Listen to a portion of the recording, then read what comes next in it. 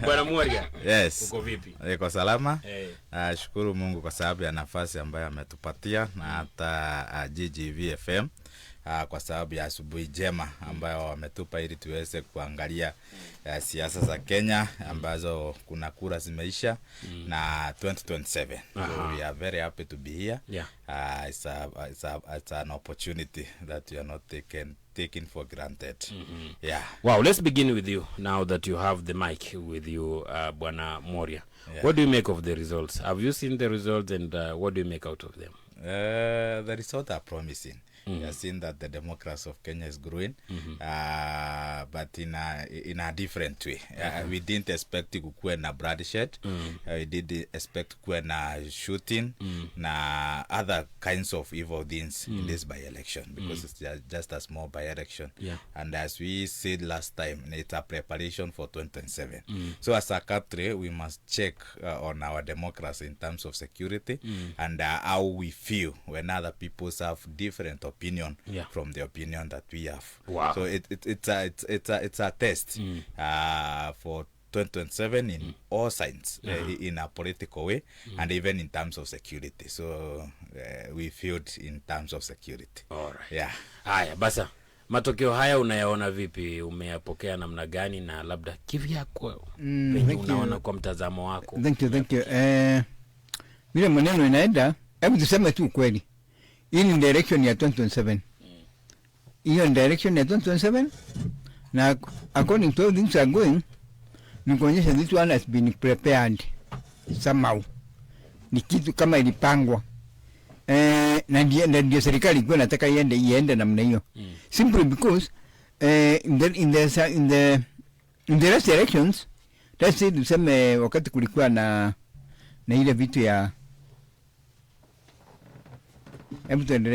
tuseme kama tulikuwa na ile kitu ya elections kama last time, kulikuwa na election mara 2022, was it 2022 or 2007? Ilikuwa 2007 ndio tulikuwa na election ikiwa namna hiyo. Na hii election ilikuja kutuonyesha maneno ya 2007 kwa sababu ilitoka na ile kitu tunaita ODM. Ilitoka kwa combination ya opposition. And this is exactly what they wanted to happen. A leading path in 2027, which will come from the voting. You see, when we voted last time, the firstborn of Huda was from Juja. And that is how it came after they took the seat. And after that one, it was very clear that Mount Kenya is with Huda. And it came back very clear. And even this time, they wanted to make it clear that Huda is in opposition. I mean, the Mount Kenya is in opposition. But now it is very funny. It has refused to be there like that because it has been taken by them who is in the government. So now the side they wanted to pray is not working out because it seems now there is a division in Mount Kenya. There's a very big split. And nobody is doubting the president now in Mount Kenya. So even the person who was not prepared, even the person who didn't know who is going to vote for, now he has decided to vote for the government because he has seen what they have done. And some of them were not decided. And the other thing which will happen here... the people who have decided to vote for the government? You know, you see, I'm saying, there were some people in Mount Kenya who were not decided how they are going to vote. They needed to know what is happening because they thought that the government is not having any vote in Mount Kenya. But you know, after they have seen what has happened, after they have seen the campaign, some have now decided to think otherwise. Some have even decided to think to vote for the government, which we are going to see. Okay. We are going to see what is going to happen there. All right. Then there is even another group which is just affecting very much what we are seeing. The voting of the youth. According to all the elections we took place, there was indeed a turn up. There was a very low turn up of voters. We don't know exactly what is happening. Okay. And if it continues like that, the expectations we expected won't be seen. All right. We will be speaking about the youth in just a few. Let's get on Tita's view also, the general view. You know, we are getting the general view. Get into the details. And today we have time. We are not rushing. We have enough time. We are kuweza kujua mbivu na mbichi na kwaje. But on Tita, maybe on your part also, You can tell us wewe uchaguzi huu ambao umeweza kukamilika, matokeo ambayo yameweza kupokelewa, labda umeyapata vipi na unayaonaje haswa katika eneo ambalo unaishi? Kwangu mimi kuna jambo ningependa kusema hivi, na nilikuwa katika hii studio na nikasema ya kwamba vita hivi katika elections ni upimanifu wa nguvu, more especially in Mount Kenya, na imeonyesha ya kwamba kwa sasa yule mtu ambaye ako na influence katika the Mount Kenya now is Honorable Professor Deputy President Abraham Kithure Kindiki. Hapo ndio kulikuwa na upimanivu wa nguvu. Alafu kitu kingine ni kujaribu, maana tunajua President Ruto anajua kwamba in Central Province katikati mlima ya West ilikuwa ni vigumu kupenetrate. Na sasa tuko Upper Eastern Embu pande hii na Greater Meru. Ni kuonyesha kwamba kura za pande hii na ndizo regional votes, that is. Kura za pande hii North Eastern ni kama yani Upper Eastern ni kama sasa ameziweka katika kikapu kimoja through Abraham Kithure Kindiki. Na kuna ile perception kama Kindiki angepoteza pande hiyo ya Mbeere North, in fact ingekuwa very big blow. Because hata kwa sasa unaelewa mambo ya deputy presidency, ile kujaribu kupimana nguvu.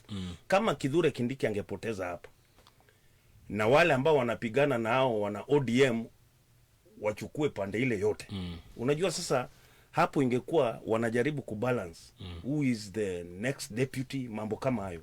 Lakini kwa sasa Kithure Kindiki amedeliver, itakuwa sasa hapo kuna perception imekuja ya kwamba kumbe our deputy president sasa ako katika ile hali ya kushawishi watu wengi. Okay. When we look at the entire process venye imeweza kukua, labda tuanze na tume huru ya uchaguzi na mipaka nchini IEBC. Are you contented vile ambavyo IEBC imejiconduct wakati huu wa election? IEBC kwangu mimi kuna kuanga na changamoto. In fact popote pale, hata mahali pa kazi, mahali unafanya, kuna kuwa na little failures, errors and omission errors. Kwa hivyo ni jambo la kusema ya kwamba IEBC imejaribu, maana ukiangalia serikali haijachukua vitu yote.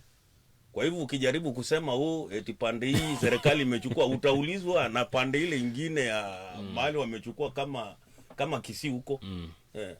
Ambapo PDP, I don't know, ile Omingo Magara akona nini, wamepata viti pande ile. Sasa hapo IEBC imejaribu. I think wameconduct hata kama sio 100%, at least ni okay. But as we come to you on the same question, IEBC, before we let in my colleague here, IEBC's conduct vile imeweza kuperform in these elections, are you saying that it has proved to Kenyans kwamba it is ready and it is impartial when it comes to preparation for 2026? Wakenya wanaweza itrust sahi? Let me see one thing. IEBC has got a lot to be done, according to me. It has got a lot to be done.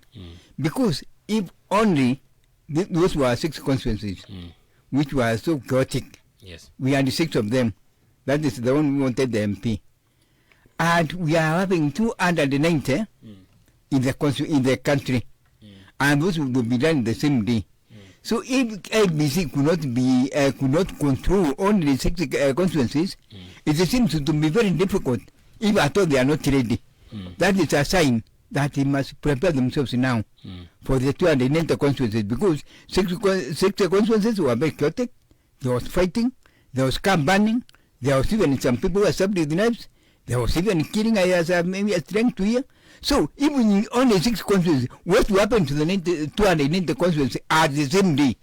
That's why I'm saying IEBC has got a lot of work to be done. They have to look at their security. They have to do what is supposed to be done. They have to follow what is there for them. That is why I'm saying when it comes to analyzing this thing, we just go back again to IEBC, because We don't expect to have chaos in the voting stations. We don't expect to have people in the voting stations. But it seems there were some people who were around there. They were around, and you can see what the chaos is it the work of IEBC? So I'm trying to say this. Is it the work of IEBC to yes. to look for to actually cater for security? No, what I'm saying is this, Yes, because security is it's a work of the IEBC. In any polling station, it's work of the IEBC to see that there's security. Yeah. And if there's no security, it's work of the IEBC to stop the voting. They can stop it according to their power. They can stop, then the order the security to be there. But since they needed to do it in some cases, then we can say the bank force on them. That's one thing to see. The IEBC has got a lot of work to be done before we reach 2027. So, Basa, you are saying it's not enough for IEBC to warn. Yeah? They will have taken a step to stop the elections where there was violence. Yes, that's what I'm saying. They have got some work to be done. They are the steps to take before there was violence. They are the steps to take to see that there was no alleging in any part. Because we can, although it is not established, we are hearing some quarrels here and there. We are hearing some people saying that there was some people calling print ballot papers. We can hear there was some papers established somewhere. But the NBC did not come out clearly to tell the people of Kenya whether that was true or not. So it depends. The people will depend on what you are hearing. But it might not be true. But it might be true. So it is work of the NBC to give us the new information of what happened in every polling station where they conducted the voting. It is their work. That's what I'm saying. They must be prepared the next time when we go to the 280 constituencies to see that it works. Because this is a testimony to them that things are not okay. Okay, so you are saying that IEBC, in terms of where they are supposed to be performing their roles, there needs to be security. And you are also saying they are failing in terms of communication, where rumors are spreading and they are not communicating. Yes. In the security they are feeling, because security is part of them, is part of their party agenda, which they must take care of. Information is another agenda of them, the most important one. So that the people of Kenya must be informed what is happening in every polling station, in every hour, or in every minute. So that in case of any chaos, in the case of any leaking, in the case of anything which is good, the public must know, so that the public should not predicate what is happening. They should not talk before the NBC has told them what is happening. All right. Yeah. We come to you, Bwana Charles, and as we turn the camera and the mic to you, where Basa ameweza kutuachia is a matter of security which you had alluded to before we went to another issue to speak about. Are you contented as a person who is looking at governance and at the same time a man who has been on the ballot before?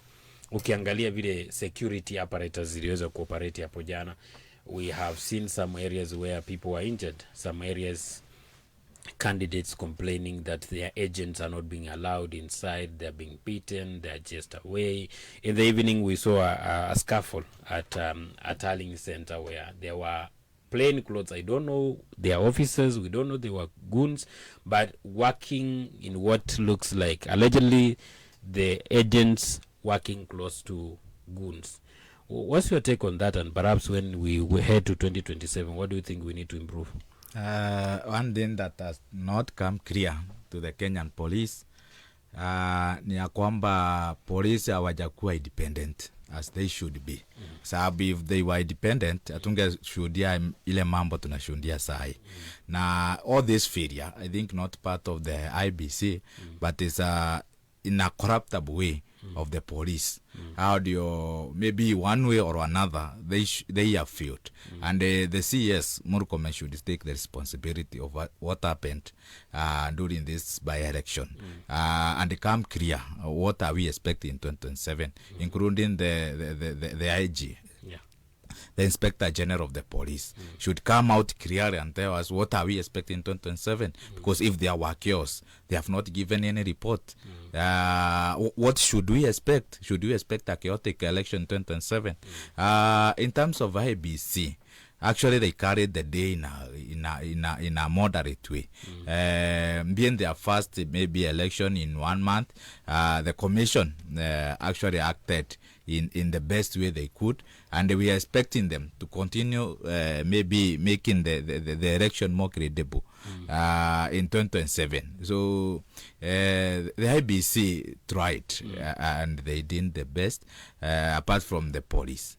Actually, the security side of Kenya is failing Kenyans, because in most of the cases and most of the allegations that are made is that the police are involved maybe in campaigning and even acting against the people have different opinion with the government. So most of the failure is from the security, okay. Not the IBC. Not the IBC. Yeah. Failures on behalf of on the part of the security of the IBC. I don't know. And we are expecting a credible election from the IBC. The IBC. That's our expectation, and we cannot prejudge. We cannot keep on every time crying because of the judge or the referee. So this time, we think, according to me, I think we have a fair judge, and from that perspective, let's work on our methods in terms of politics. Because is the ballot secure according to you, kulingana na uchaguzi ambao tulifanya jana? The ballot was secure. Yeah. You don't look at anything but Moria, when it comes to campaigns and voting, because we saw yesterday a very unprecedented exercise ambayo najua kwamba nyinyi kama candidates ikifika wakati huo mtakuwa mnalia sana, when we have sort of your opponent campaigning on the voting day by trying to dish out something like, bribing voters or something, na mambo kama hayo. Labda as an analyst, and when you look at the issues that happened yesterday in terms of, voters, people putting on particular clothing to indicate a particular party, na vitu kama hivyo, what do you think, how can we fix that as we go forward? I think we should come to an extent, a place or a time where the Kenyan politicians should take elections and the credibility of the election serious. And here comes the IBC. It should be also firm on what they are doing, because there should be no bribing, because that is a malpractice in an election. So there's a need that the IBC should look, especially in terms of bribing during the election, during the campaigns, during the election day. So there was a failure.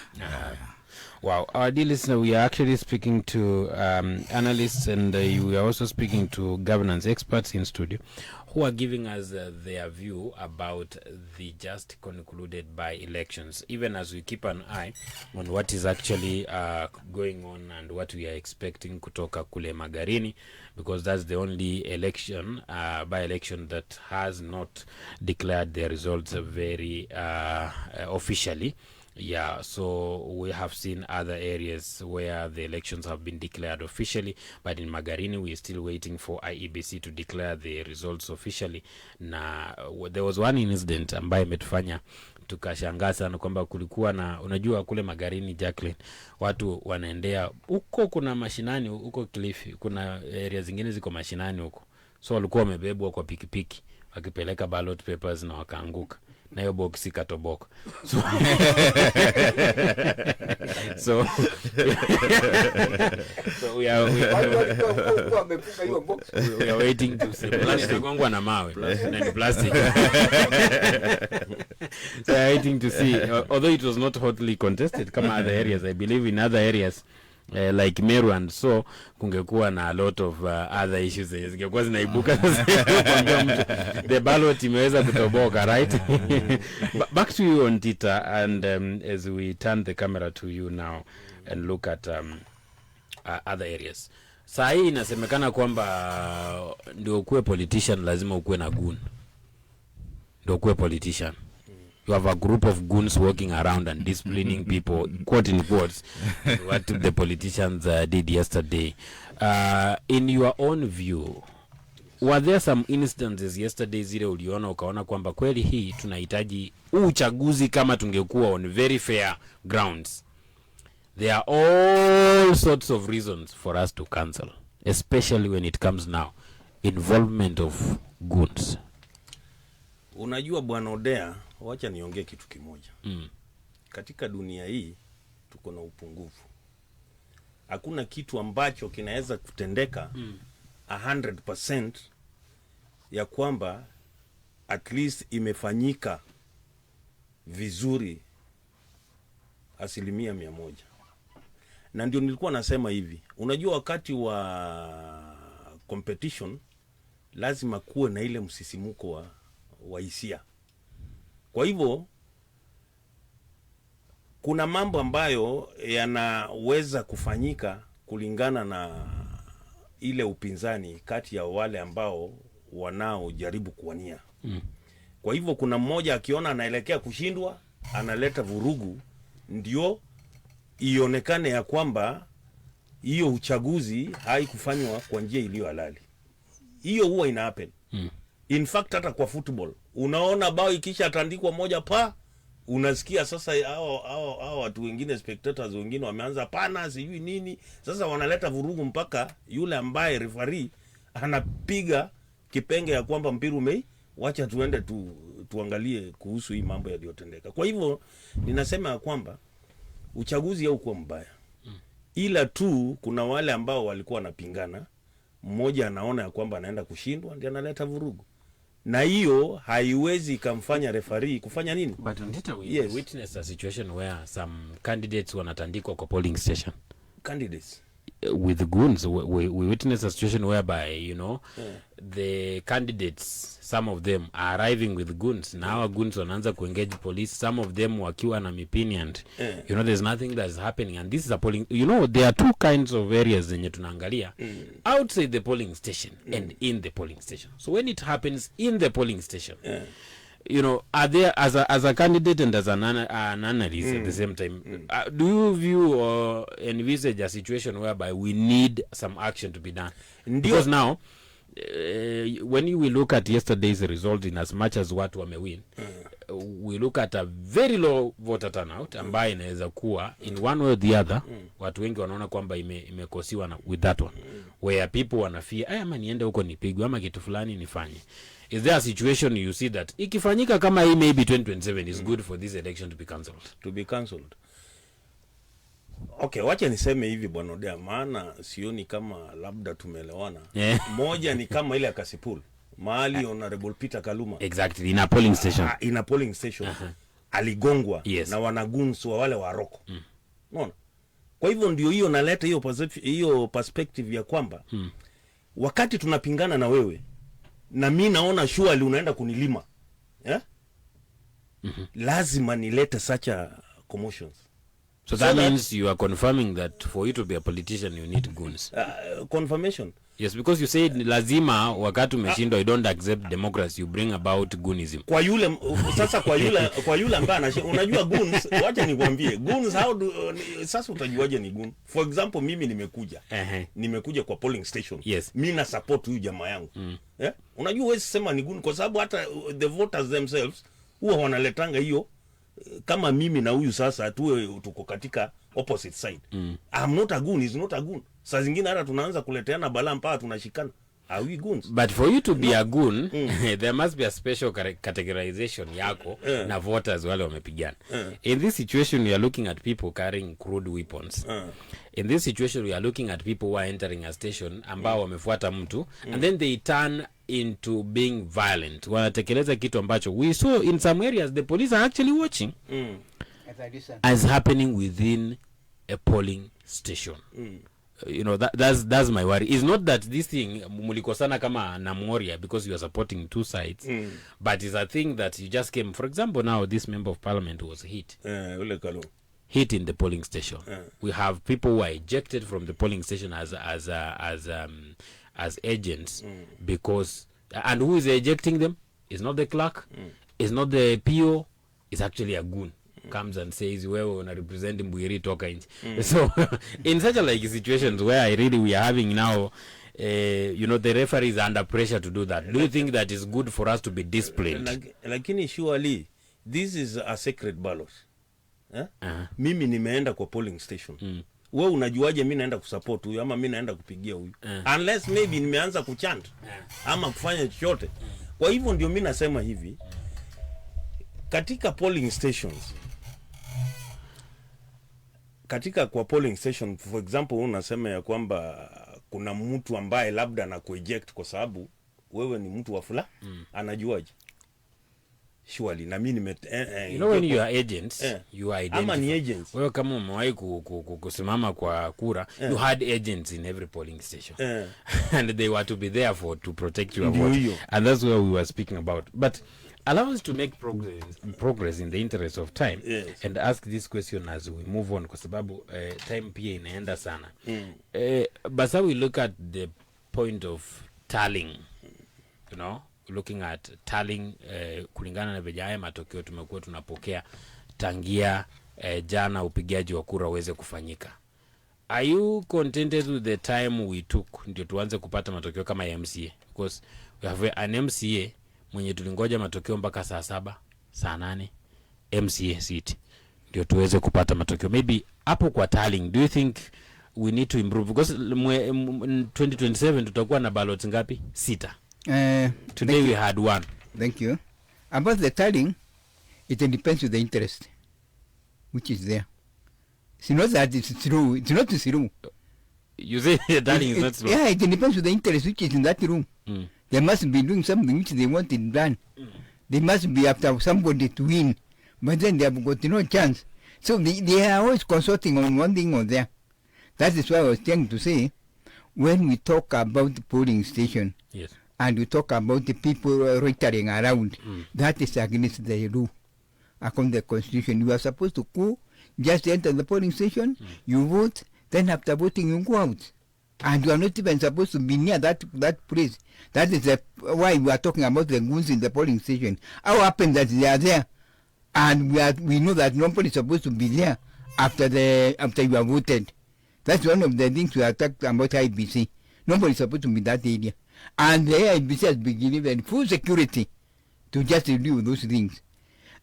According to how things are going, it seems there's Iraqs in the security. And the IBC might be knowing it. Because how can somebody who is a party leader start bullying people or start beating people? And it's somebody big, a party leader. You start beating people in the presence of the police, and the police are watching. And that picture is coming out clearly, and every Kenyan is seeing it. That is what I'm saying. There's a lot of things which have not been done, or it was agreed. It should be that way. Because it cannot be that way when it is not agreed upon. Now, when we talk about the delaying, you know, when we went in that house, in the room where they're studying, you get a lot of people there with so many interests. You get me representing my MP. You get another one representing MP. You get another one representing a women rep. Another one representing a senator. And all these things are going to... I'm not talking about what happened yesterday. I'm trying to talk about the future, which can happen, or the voting, the tallying which will be done when we just go to the new elections. Now, when it comes to tallying, it can be fast and it can be delayed. It will depend with the person, the presiding officer there. What instructions has the presiding officer got from the top bosses? What is he supposed to do? If he is told that Wakil has to win, then he can even say it for 2 days without announcing. And we have seen it. Some say for 2 days without announcing. And the voting, the tallying has been done. Yeah. Everything is done. So that's why you see, we have got the different tallying stations with clever people who are just discussing what is been happening. You can see them. You can see the results coming out. And they are not coming from the polling stations. But those information was very correct. The tallying, which was done privately, and the tallying which has been done by ABC, it is correct. The tallying was correct. Even the private one was correct. That is what I'm trying to say. If I thought there is a delaying, let the people with the private tallying do it better, so that we can know the truth of this matter. Now, let me come to this other thing. When we start talking about the station now, the station where we start voting, that can be the cause of chaos. That room can be the cause of chaos in the whole country. Because, just imagine if that security is not there, as you are saying, somebody, the box fell down. What about if somebody snatches those boxes there? if you allow people there, and he goes away with them, what can the IBC do? Somebody come and took the boxes are there, anachukua president, anachukua councillor, anachukua MNREP, na zinaenda zote. That must be a goon. Yeah? No, that is a goon now. And that is the question is now I'm asking. Yes. Why are we entertaining goons in the polling stations? Why should they be there? Are they guarded by somebody, or it has become a part and parcel, or it is a constitution that goons must be the station? That is what we are wondering. If you can see somebody being beaten until it starts bleeding and somebody fails, or somebody burns the vehicle, and we don't see anything happening, it means goons in the station are part and parcel of our constitution. They they can even enter it in the constitution that the goons must be the station. Okay, let's allow Bwana Moria to weigh in on the last bit of this session, then we shall be able to close this one for news, and then tuweze kurejea tena tuendelee katika session ya pili. Bwana Moria, you know, you represent a group that is very energetic, very youthful. Yesterday tumeshuhudia maajabu. A mzee of 90-80 years is on the line, while the youth are just running helter-skelter with borders all over. They are full on borders. Others are running up and down. They are looking for handouts. They are not on the lines of voting. What is really wrong? What do you think they were not? because we can see them when a member of parliament is coming, for example, in a polling station, they are there full in numbers. They are, when he leaves, they are not around to vote. I don't know if this is the route to Singapore.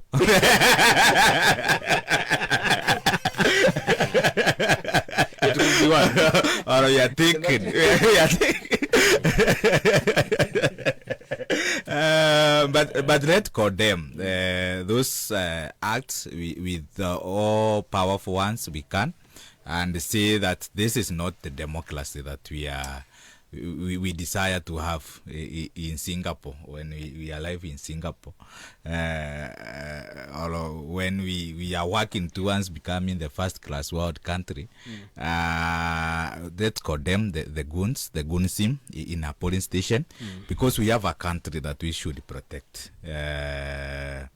Sio vizuri kuwa na goons, na what is happening in Kenya politics sio kitu mzuri, because if we go with that threat, that means tabeba watu kutoka hapa, nitapeleka watu kutoka hapa, nitakuwa na watu wamenifuata wengi, nimekuja I'm the agent, the chief agent for the constituency, nimekuja na the whole crowd. That's not good. Ama tunaona kama ni mheshimiwa ameenda kupiga kura, ameenda na kila mtu kupiga kura. So it is coming, sijui inchi inaelekea wapi. Lakini for these 2 years they need a lot of civic education, ambapo watu wanapasiwa wahamasisho ya kwamba though the elections are there, we have a country that we need to protect. Sababu shida kuu ya vijana unaona ni gani kutojitokeza? Manake wako si ati wameenda they have not traveled to America or Singapore. You are saying they are there. When a politician enters a polling station wako naye, hawana kura, lakini hawako kwa line. What would be the problem? One thing is that Gen Z are leaderless and they are voteless. So they are also voteless. They are voteless. They don't have votes. It's a very paramount and they want change. They want change. So tumefanya kumwambia. So change wanatoa kwa barabara. So the best thing there, mpenzi msikilizaji, gives us a break this